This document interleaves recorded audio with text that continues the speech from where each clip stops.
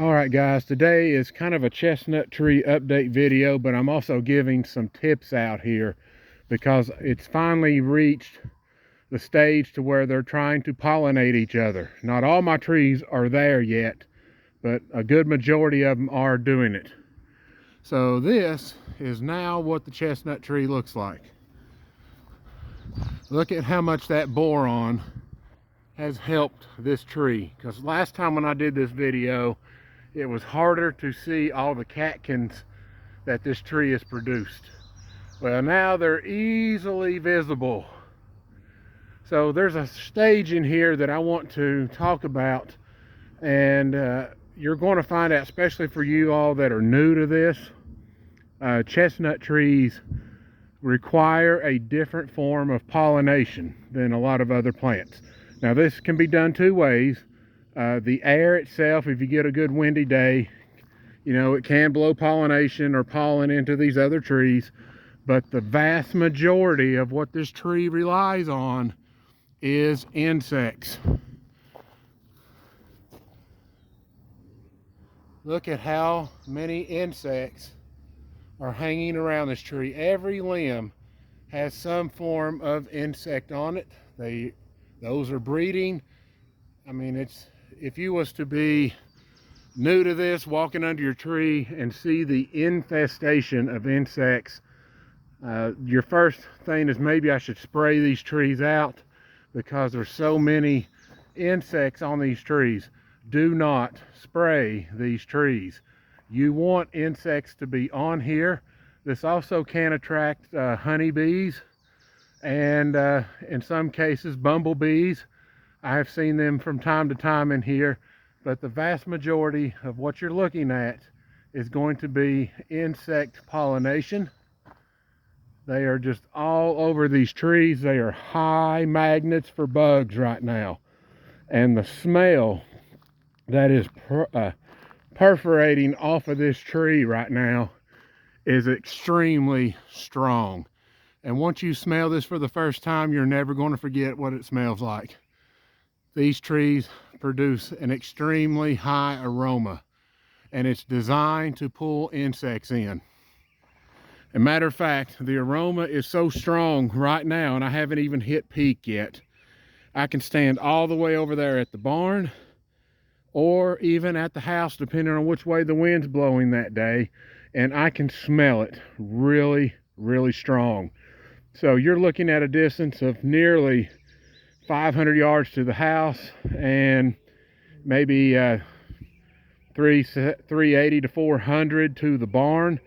And I've been on the other side of the barn down to where I've got the mini thicket for the deer and still could smell it, and that puts me over 500 yards.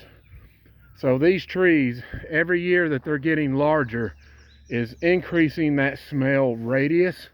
And you're going to find that as these trees continue to grow and get older, the amount of attraction that these trees bring to insects is only going to increase. So 10 years down the road, I could probably be standing easily on the main road down here, and that's another 700 yards from here, and it would be overwhelming smell. So be prepared for that. Your property is going to have an extended period to where it's going to just bring in a smell that doesn't go away for a while. But once these things start dying down, that smell will rapidly decrease.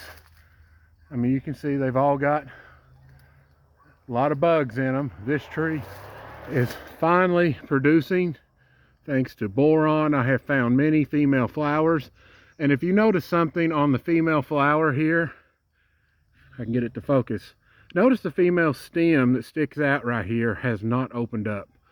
Those flowers are kind of like a last resort pollination, and it's almost like an insurance policy to these trees that they're trying to put out pollen for the longest stint possible. So you'll notice that there'll be some of these catkins in here that are just not tasseling out or fluffing up, whatever you want to call it. but they will do it eventually, and these two right here are starting to do that now. So this tree is about to hit peak. I would say in the next few days this tree will be peaked, and then those little tassels or catkins that are left from the female flowers will be adding just a little bit more smell. And then you've got, you know, trees like this one, which sunlight has a bit of a reasoning behind why this one is taking longer, but you can see it now starting to open up basically.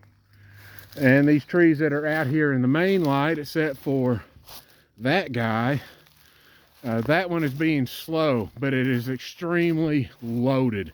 It looks every bit as strong as this big one up here. This one's doing the same thing. It's a little bit slower. So some of that's just genetics. Some of that is sunlight amounts.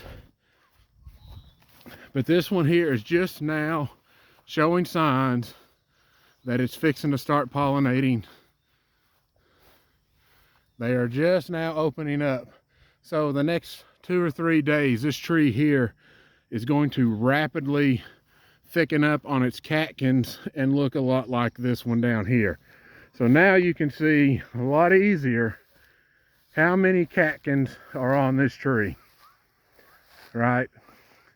Shouldn't be too hard to spot them now. So make sure that you do not spray these trees for insects. You want insects, even though they are pests and they can be bothersome when you're around these trees. I would recommend taking less visits if you don't want to smell this smell or get insects on you all the time. So you might want to just stay away for a little while and let the trees do what they want if you don't want to hang around them. So that's pretty much all I've got.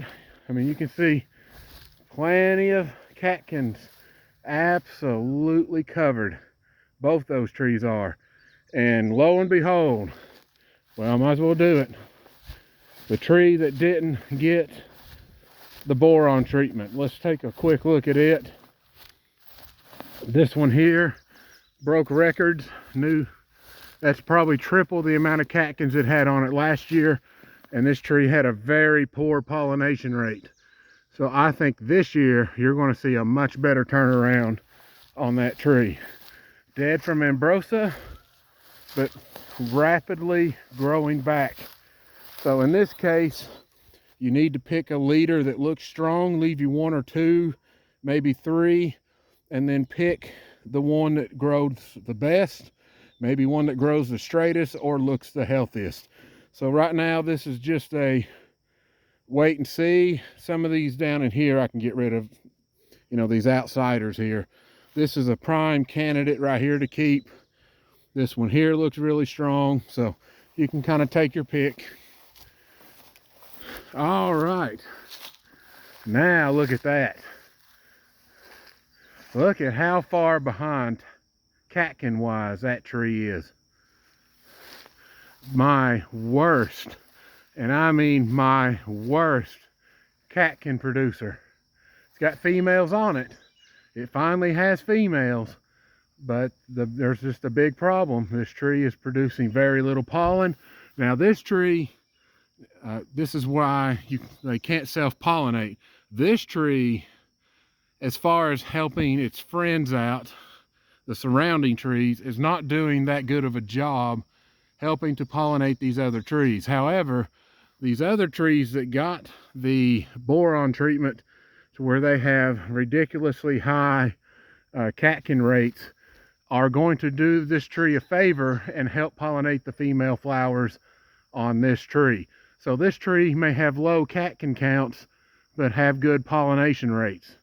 And that's all because of the surrounding trees here trying to help it out. So even though this tree is way far away from that tree at the very top corner, it still can send pollen down to this tree through insects and pollinate it. So all these trees are well within a pollinating sector here, and I think you're going to see new records absolutely smash this year. And then up next, I'm going to show you the ambrosia beetles here. I've been waiting too long, but I've been working on hay and getting it ready. And I've got the guy coming here hopefully next week to do the baling. So hopefully that'll turn out to be good. But again, a non-treated tree, no boron, versus trees that are completely covered in catkins. So I hope this video helps you, and you all have a great day.